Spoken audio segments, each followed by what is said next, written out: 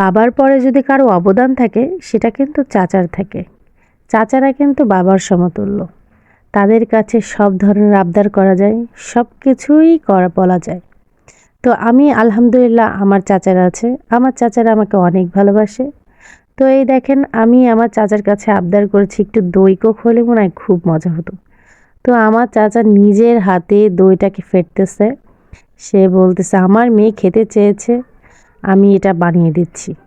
আমি বলতাম কাকু স্কুল কলেজে গেলে এরকম মাঝে মাঝে বান্ধবীরা মিলে আমরা দোকানে বসে এই দই কোকটা কিন্তু খেতাম, বিশেষ করে গরমে। তো যেই কথা সেই কাজ, বাসায় দই ছিল, কোক ছিল, আমার চাচা নিজে হাতে আমার জন্য বানাচ্ছে। দেখছেন, এটা কিন্তু অনেক সৌভাগ্য যে মেয়ের জন্য বাবাই বানাই দিচ্ছে। যেখানে আমার বানিয়ে দেওয়ার কথা সেখানে আমার আবদারে সে আমার জন্য তৈরি করছে ঠান্ডা ঠান্ডা বোরহানি বলতেছে। যে আমি বলতেছি না এটা কিন্তু বোরহানি না, এটাকে বলে দই কোক। তো বলছে আচ্ছা ঠিক আছে এটা দই কোক। তো এই যে আমার জন্য সে সুন্দর করে এটা বানানোর চেষ্টা করতেছে।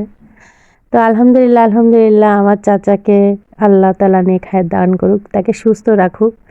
কারণ সে আমার একমাত্র পাশে আছে।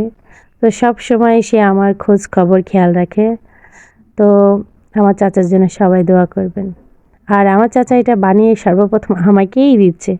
বলে নাও আগে তুমি খাও তারপরে সবাই খাবে। আগে আমার মেয়ে আবদার করছে, আমার মেয়ে খাবে।